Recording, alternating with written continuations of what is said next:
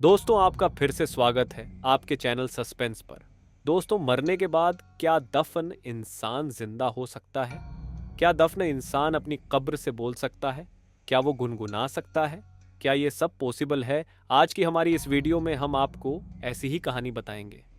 तो चले इस कहानी को शुरू करते हैं और जानते हैं आज की मिस्टीरियस स्टोरी के बारे में, जो कि है बोलती कब्र। दोस्तों, ये कहानी है यूपी के मेरठ के एक गांव जलालपुर की। इरफान नाम का 32 साल का व्यक्ति रहा करता था। वो काफी स्वस्थ था, लेकिन अचानक उसे खून की उल्टियां होने लगीं। कई डॉक्टरों को दिखाया, पर उसकी हालत में कोई सुधार नहीं आया। उसकी फैमिली में उसके पिता और 2 छोटे भाई थे। दिन पे दिन इरफान की हालत बिगड़ती जा रही थी और एक दिन रहस्यमय तरीके से इरफान की मौत हो गई। इस मौत को देखकर गांव वाले भी हैरान थे, क्योंकि उनका मानना था इरफान की मौत कोई आम मौत नहीं, बल्कि किसी के काले जादू का असर है। इरफान के सिर पर किसी ने काला जादू किया है, जिसके कारण उसकी मौत हो गई। इरफान गांव का चहेता था और उसे गाने का बहुत शौक था। इरफान की लाश को अलविदा कहते हुए उसके पिता ने दिल पर पत्थर रखकर उसे दफना दिया। कुछ दिन तो सब कुछ शांत था, लेकिन एक रोज इरफान का छोटा भाई कब्र के पास से गुजर रहा था, तो उसने कब्र के आसपास से गाने की आवाज सुनी। गाने की आवाज सुनकर जब उसका छोटा भाई कब्र के पास आया, तो वो काफी हैरान रह गया, क्योंकि वो गाने की आवाज कहीं और से नहीं बल्कि कब्र से आ रही थी।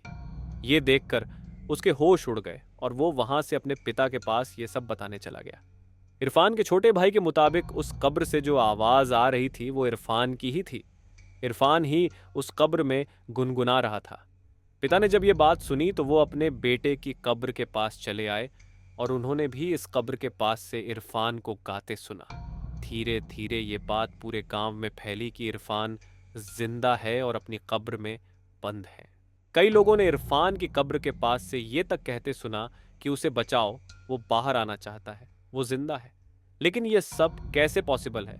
क्योंकि इरफान की फैमिली के मुताबिक इरफान की मौत के बाद कई महीनों तक कब्र के पास ऐसा कुछ नहीं हो रहा था। तो अचानक इतने महीनों बाद कब्र से आवाज कैसे आ सकती है? गांव वाले इन सब घटनाओं से काफी डरे हुए थे और गांव की पंचायत में इस कब्र को खोदने की इजाजत नहीं थी। ये सब बात आग की तरह इस गांव में फैलती चली गई। कब्र से आती आवाज बोलती कब्र से फेमस हो गई है। कई न्यूज चैनल्स ने भी इस स्टोरी को कवर किया। इरफान की फैमिली जब जब इस कब्र के पास आती, तो उन्हें उसके पास से कभी गाने की आवाज सुनाई पड़ती, तो कभी वो ये कहता मिलता कि वो जिंदा है और उसे बाहर आना है। मुझे निकाल दो, मैं जिंदा हूं। इरफान की फैमिली ही नहीं, गांव के कई लोगों ने इरफान की कब्र के पास से आवाज सुनी है। यहां तक कि कुछ लोग बताते हैं कि दूर से जा रहे लोगों को भी इरफान अपने पास बुलाकर अपनी बातें बताता है। ये सब चीजें देखकर गांव वालों ने पहले पंचायत से इस बात की इजाजत ली कि उस कब्र को खोदा जाए। पंचायत की इजाजत के बाद जिला प्रशासन से भी इस कब्र को खोदने की परमिशन मांगी गई, पर इस कब्र को खोदने की इजाजत नहीं मिली। इरफान के पिता चाहते तो इस कब्र को बिना किसी परमिशन के खोद सकते थे, पर वो किसी कानूनी कार्रवाई में नहीं फंसना चाहते थे। इसलिए उन्होंने इस कब्र को नहीं खोदा और जिला प्रशासन के मुताबिक उन्होंने इस कब्र को खोदने की इजाजत इसलिए नहीं दी क्योंकि ये सब उनके मुताबिक एक भ्रम है जो इरफान की फैमिली को हो रहा है। उनके अकॉर्डिंग इंसान को दिमागी भ्रम होने लगता है, जिससे उसे वो सब दिखता है या सुनाई देता है जो असल में नहीं होता।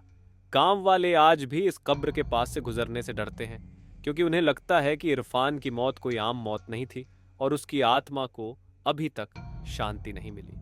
आज की हमारी इस वीडियो में बस इतना ही। आप सभी लोगों को क्या लगता है? क्या सच में इरफान उस कब्र में जिंदा था या महज एक वहम था? ये घटना के बारे में हमें कमेंट में अपनी राय ज़रूर बताएं और चैनल पर नए हैं तो चैनल को सब्सक्राइब किए बिना ना जाए। और भी मिस्टीरियस वीडियोस के लिए हमें सब्सक्राइब करें और बेल आइकन क्लिक कर दें। धन्यवाद।